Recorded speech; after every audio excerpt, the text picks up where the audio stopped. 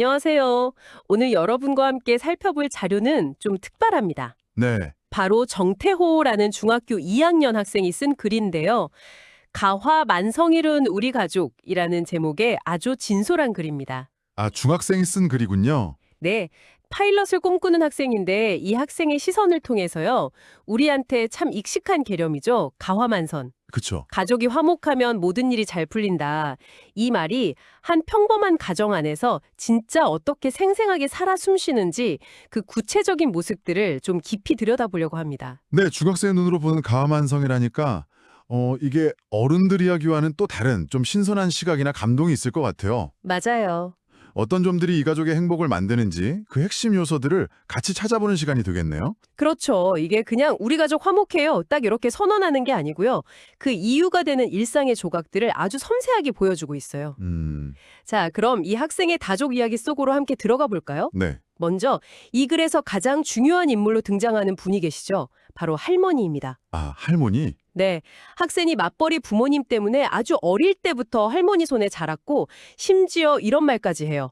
할머니가 안 계셨다면 우리 가족이 화목하지 않았을지도 모른다. 와, 정말 강한 표현인데요. 그렇죠. 거의 단언을 하는 수준이에요. 가족의 구심점 역할을 하시는 것 같아요. 네, 맞아요. 단순한 애정을 넘어서 할머니가 이 가족 시스템 전체 안정성에 기여하는 아주 핵심적인 존재라는 걸 보여주는 거죠. 학생이 지금 중학생인데도 주말에는 할머니 댁에서 자고 평일 저녁도 가능하면 할머니 댁에서 먹는다는 점. 네. 그리고 할머니 댁이 더 편하다고 느끼는 건 그 공간이 주는 깊은 정서적 안정감을 보여주는 것 같아요. 아, 그냥 익숙해서가 아니라 네. 단순한 익숙함이나 편리함 그 이상이죠. 아마도 할머니 존재 자체가 뭐랄까 예측 가능하고 무조건적인 수용을 경험하는 그런 안전기지, 시큐어 베이스 역할을 하는 것 같습니다. 안정기지. 그 표현이 딱 와닿네요. 뭔가 지치거나 힘들 때 돌아가 쉴 수 있는 곳, 그런 느낌이에요. 그렇죠. 할머니와의 구체적인 추억들도 참 따뜻하게 그려지잖아요.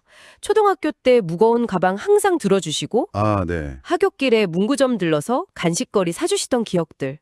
이런 작은 순간들이 차곡차곡 쌓여서 깊은 유대감을 만든 거겠죠? 그렇습니다. 근데 여기서 또 흥미로운 점은 이 관계가 일방적인 보살핌으로만 그려지지는 않는다는 거예요. 아, 그래요? 네. 학생이 어릴 때 받은 용돈을 안 쓰고 모아서 할머니께 병원 가셔서 주사 맞으시라고 전무 드렸다는 일화가 나오거든요. 아, 맞다. 그 얘기 있었죠? 정말 뭉클했어요. 이 부분이 어린 나이에도 불구하고 상대방의 필요를 알고 자기 것을 기꺼이 내어주는 그런 상호적인 관계라는 걸 보여주는 거죠. 이건 단순 효도를 넘어서 공감 능력, 또 책임감의 발현이라고 볼 수 있을 것 같아요. 맞아요. 그냥 받기만 한 게 아니라 나도 할머니한테 뭔가를 해드리고 싶다 이런 마음이 있었다는 거잖아요. 그게 참 기특하고 인상 깊었어요. 네네. 코로나 시기 이야기도 어떻게 보면 그 연장선상에 있는 것 같고요. 온라인 수업 때문에 할머니가 더 힘드셨던 상황? 아, 그렇죠. 그때 다들 힘드셨죠? 그리고 본인이 코로나 걸려서 할머니께 옮기고 같이 격리 생활했던 경험. 거기에 대해서 미안함을 느끼는 모습에서 이 학생의 성숙함이 느껴지더라고요. 네. 팬데믹이라는 예외적인 상황이 많은 가족들한테는 스트레스 요인이었지만 어쩌면 이 가족한테는 서로에 대한 어떤 애틋함, 미안함, 그리고 감사함 이런 걸 확인하는 계기가 된 것 같아요. 음, 특히 같이 아프고 격리되는 경험은 공동의 시련을 겪으면서 유대감을 강화하는 아주 강력한 기제가 될 수 있거든요. 그렇죠. 같이 겪어내는 거니까. 네, 서로의 좀 약한 모습을 보고 돌보는 과정에서 관계가 더 깊어지죠. 할머니가 단순한 보호자를 넘어서 함께 어려움을 헤쳐나가는 동반자임을 확인하는 그런 경험이었을 겁니다. 아, 그렇군요. 할머니의 존재가 가족의 어떤 정서적 중심이라면 이 가족의 단합과 협동을 보여주는 대표적인 장면은 그 명절 벌초 이야기인 것 같아요. 네, 벌초. 추석이면 온 가족, 할머니까지 다 같이 시골 내려가서 벌초를 하는데 9시간 넘는 장거리 운전을 아버지가 도맡아 하시면서도 가족들 위해서 괜찮다고만 하신다는 거예요. 와, 9시간이면 정말 힘드실 텐데. 그쵸? 근데 학생은 그런 아버지를 보면서 나중에 꼭 운전을 도와드리겠다. 이렇게 다짐을 하죠. 아버지의 헌신적인 모습, 그리고 그걸 알아주고 미래에 기여하겠다고 다짐하는 아들 모습, 참 보기 좋은데요. 여기서 벌초 작업 자체의 묘사를 조금 더 자세히 들여다볼 필요가 있어요. 네네. 아버지가 예초기로 풀을 베면 어머니랑 형, 그리고 학생 본인이 마치 약속이라도 한 것처럼 자연스럽게 다가가서 베어진 풀을 치운다고 하죠. 누가 시키거나 역할을 딱 정해주지 않았는데도요. 네, 바로 그 부분. 말하지 않아도 아는 협동심. 저 그거 읽으면서 정말 신기했어요. 그렇죠. 어떻게 이렇게 잘 훈련된 팀처럼 각자 알아서 착착 움직일까요? 여러 가지 요인이 있겠지만 우선은 오랜 시간 반복된 경험을 통해서 형성된 어떤 암묵적인 규칙이나 역할 이해가 있을 수 있고요. 아하. 더 중요하게는 그 공동의 목표, 조상님 묘를 단정하게 한다는 그 목표에 대한 가족 구성원 전체의 동의와 참여 의지가 깔려있기 때문일 겁니다. 네. 이건 단순한 노동 분담을 넘어서 가족이라는 공동체의 가치를 공유하고 함께 실현하는 과정인 거죠. 그렇군요. 어떻게 보면 가화만사성이라는 추상적인 개념이 구체적인 행동으로 딱 나타나는 순간이라고 해석할 수 있습니다. 힘든 일을 같이 해내면서 성취감도 얻고 유대감도 동시에 얻는 효과도 트고요. 아, 그러네요. 힘든 벌초 뒤에는 또 즐거운 가정 여행이 기다리고 있다는 점도 이 가족의 특징 같아요. 네, 맞아요. 힘든 일과 즐거운 일을 함께 겪으면서 균형을 맞추는 지혜가 좀 엿보이는 것 같기도 하고요. 그리고 이 학생이 가족 화목의 이유로 꼽는 것 중 하나가 되게 소박해요. 자주 싸우지 않아서. 하하, 그렇죠. 어쩌면 이게 가장 현실적인 행복의 조건일 수도 있겠다 이런 생각도 들었어요. 상당히 중요한 지점입니다. 사실 완벽하게 갈등이 없는 가족은 존재하기 어렵잖아요. 그렇죠. 중요한 건 갈등의 빈도나 강도, 그리고 갈등이 생겼을 때 그걸 얼마나 건설적으로 해결해 나가느냐, 그 능력인 거죠. 네. 자주 싸우지 않는다는 건 아마도 이 가족이 서로의 차이를 좀 존중하고 문제가 생겼을 때 감정적으로만 폭발하기보다는 차분하게 소통하려는 노력을 하고 있다는 걸 보여주는 걸 수 있습니다. 그럴 수 있겠네요. 혹은 할머니라는 존재가 중간에서 완충 역할을 해주실 수도 있고요. 일상의 평화로움이 행복의 기반이 된다는 점을 잘 보여주는 대목이죠. 감사함에 대한 표현도 굉장히 인상 깊었어요. 네, 어릴 때 장난감을 꼭 양손 가득 2개씩 사야만 직성이 풀렸던 자기 욕심을 떠올리면서 아, 그때 할머니 돈이 얼마나 많이 들었을까 하고 뒤늦게 깨달았다는 부분이요. 네네. 근데 여기서 그치지 않고 사자성어까지 인용하면서 감사함을 표현해요. 네, 바로 백골난망 음, 하고 결초보은 이 사자성어를 언급하는 부분이죠. 맞아요. 청취자분들을 위해 잠시 설명드리자면 백골난망은 은혜가 너무 커서 죽어서 백골이 되어도 잊지 못한다는 뜻이고 결초보은은 죽어서 홀령이 되어서라도 풀을 묶어서 은혜를 갚는다는 의미를 담고 있습니다. 네. 중학교 2학년 학생이 할머니의 은혜를 표현하려고 이런 고사성어를 선택했다는 건 와, 정말 놀랍습니다. 그렇죠. 단순히 감사합니다라고 말하는 거랑은 그 무게감이 완전히 다르잖아요. 훨씬 깊죠. 자기 과거 행동을 현재 시점에서 반성적으로 성찰하고 그걸 통해서 할머니의 사랑과 희생의 깊이를 헤아리고 또 미래에 반드시 보답하겠다는 강한 의지를 표현하는 거니까요. 네. 이런 깊은 감사 표현은 어디서 오는 걸까요? 이건 단순히 지시감기를 넘어서 그 의미를 자기 안에서 내면화하고 자신의 감정이나 경험에 연결시키는 능력이거든요.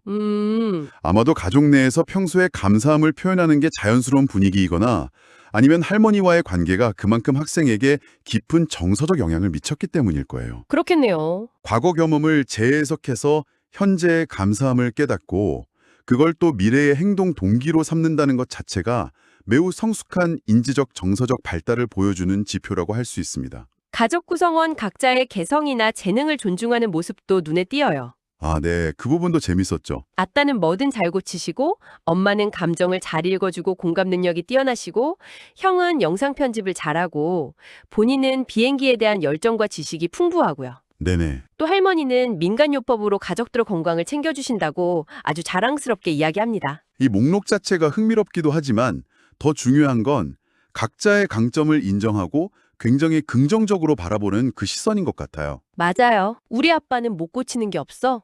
엄마는 내 마음을 잘 알아줘? 이런 표현에는 자부심이랑 존중이 담겨 있잖아요. 네. 이건 가족 내에서 서로 비교하거나 경쟁하기보다는 서로의 다름을 가치 있게 여기는 문화가 있다는 걸 보여주는 거죠. 각자가 가진 고유한 능력으로 가족이라는 공동체에 기여할 수 있다는 인식이 바탕에 깔려 있는 거고요. 그런 서로에 대한 인정이 구체적인 행동으로도 이어지는 것 같아요. 글 후반부에 보면 집안일을 다 같이 돕는다는 이야기가 나오잖아요. 네, 맞아요. 청소기 돌리기, 물걸레질, 빨래 널기, 설거지, 식물 물 주기, 심지어 애완 거북이 밥 주기까지. 거북이 밥 주기까지. 네. 누가 어떤 일을 딱 전담하는 게 아니라 필요할 때 서로 자연스럽게 돕는 모습이 그려져요. 맞습니다. 이건 단순히 가사 노동 분담의 효율성 문제를 넘어서는 거죠. 함께 살아가는 공간을 공동으로 책임지고 가꾼다는 의미를 내포하니까요. 아, 그렇군요. 박자 역할을 고정하지 않고 유연하게 서로 돕는 모습은 배려와 협력의 정신을 보여주는 거고요. 특히 이런 일상적인 협력은 우리가 함께 살아가고 있다는 소속감과 유대감을 강화하는 데 아주 중요한 요소입니다. 네. 각자의 재능을 인정하는 것과 더불어서 일상의 책임을 함께 나누는 모습에서 이 가족의 건강한 관계 역동을 엿볼 수 있는 거죠. 그리고 이 가족만의 아주 특별한 연례 행사가 있더라고요. 아, 네. 그거 정말 인상 깊었어요. 매년 12월 31일 밤 11시, 한 해의 마지막 날 마지막 시간에 온 가족이 모여서 특별한 시간을 갖는데요. 네. 지난 1년 동안 각자 세웠던 목표를 얼마나 이루었는지 돌아보고 또 새해 목표를 세우고 공유하는 시간을 갖는다는데 와, 정말 독특하고 의미 있는 전통 같아요. 정말 흥미로운 활동이죠.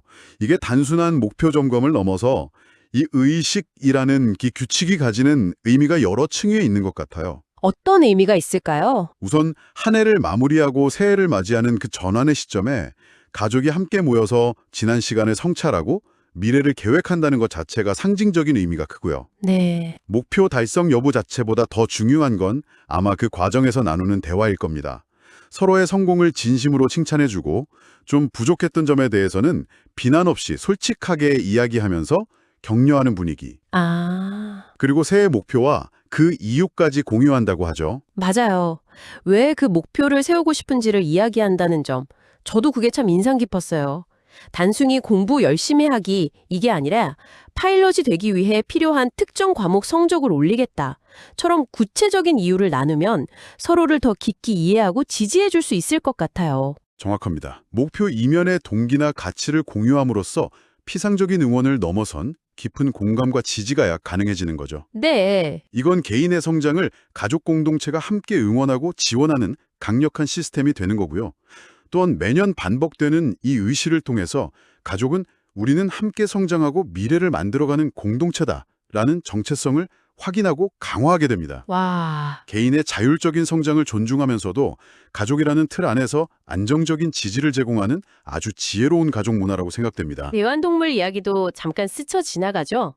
점점 커져서 사육장을 바꿔줘야 할 정도인 거북이, 하하, 네. 그리고 안타깝게 몇 주 만에 세상을 떠난 햄스터 이야기. 생명을 돌보는 경험 역시 가족의 일상을 풍요롭게 하는 요소일 것 같아요. 그렇죠. 책임감도 배우고. 그리고 학생 본인은 하루라도 웃지 않으면 그날은 제대로 보낸 것 같지 않다고 말할 정도로 웃음의 중요성을 강조하는데요. 이게 그냥 개인적인 성향이 아니라 가족 전체 분위기가 기본적으로 웃음이 많다고 덧붙여요. 웃음이 많다는 건 가족 내 긍정적인 정서 교류가 활발하다는 아주 강력한 신호입니다. 네. 물론 어려움이나 갈등이 전혀 없는 이상적인 가족은 없겠지만 기본적인 상호작용의 톤 자체가 밝고 유머가 있다는 건 정서적인 회복 탄력성을 높이고 스트레스 상황에 대처하는 데에도 큰 도움이 되거든요. 그렇군요. 이 학생이 웃음을 그렇도록 중요하게 생각하는 건 가족 안에서 웃음을 통해 얻는 긍정적인 경험, 그러니까 즐거움, 편안함, 유대감 이런 것들이 풍부하다는 걸 반증하는 것이겠죠. 어쩌면 가와만사성의 가장 눈에 보이는 증거가 바로 이 웃음일지도 모르겠습니다. 네.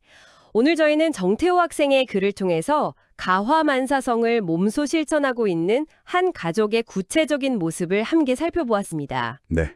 가족의 든든한 정서적 기둥이 되어주시는 할머니의 존재, 명절 벌초처럼 전통 속에서 함께 땀 흘리면서 다져지는 협동 정신, 서로의 노고와 재능에 대한 깊은 감사와 존중의 마음, 그리고 매년 연말 함께 미래를 그리는 특별한 가족 의식까지 이 모든 요소들이 정말 톱니바퀴처럼 딱 맞물려 돌아가면서 웃음과 배려 그리고 성장에 함께하는 건강한 가족을 만들고 있었습니다. 네, 정말 인상적인 여정이었습니다. 이 학생의 이야기를 쭉 따라가면서 결국 가족의 행복이나 가와만사성이라는 게 어떤 특별하고 거창한 성취나 이벤트에 있는 게 아닐 수도 있겠다 이런 생각이 깊어졌어요. 오히려 할머니가 무심하게 챙겨주시던 그 하굣길 간식, 말없이 함께하는 벌초의 순간들, 각자의 부족함을 솔직하게 나누고 새 목표를 응원하는 연말의 대화처럼 아주 평범하고 사소해 보이는 일상의 순간들 속에 그 행복의 본질이 스며 있는 게 아닐까요? 맞아요. 어쩌면 우리는 너무 거창한 행복만 찾느라 발밑에 놓인 작고 소중한 행복의 조각들을 놓치고 있는 건 아닌지 좀 돌아보게 되네요. 네. 매일 반복되는 일상 속에서 무심코 지나쳤던 따뜻한 말 한마디, 작은 배려의 행동들, 이런 것들이 사실은 관계를 지탱하는 가장 중요한 기둥일 수 있겠다는 생각도 들고요. 그래서 마지막으로 여러분께도 한번 질문을 던져보고 싶습니다. 네. 오늘 이야기 나눈 이 가족처럼 여러분의 삶 속 소중한 관계들을 떠올려 볼 때 그 관계를 특별하고 단단하게 만들어주는 어쩌면 너무 사소해서 당연하게 여겼던 우리만의 의식이나 약속 혹은 습관 같은 것은 무엇인가요? 우리만의 의식이나 습관. 네. 매일 아침 나누는 짧은 눈인사일 수도 있고요. 자기 전에 나누는 그날의 소회일 수도 있고 아니면 함께 특정 음식을 먹으면서 나누는 대화일 수도 있겠죠. 그 작지만 강력한 연결의 순간들을 한 번쯤 떠올려 보시면 어떨까요? 그것이 바로 여러분의 가와만 사성을 이루는 씨앗일지도 모릅니다. 네, 오늘 함께한 이야기가 여러분 각자의 관계를 새로운 시선으로 바라보고 또 그 안에 숨겨진 보석 같은 순간들을 재발견하는 작은 계기가 되었기를 바랍니다. 여기서 마치겠습니다.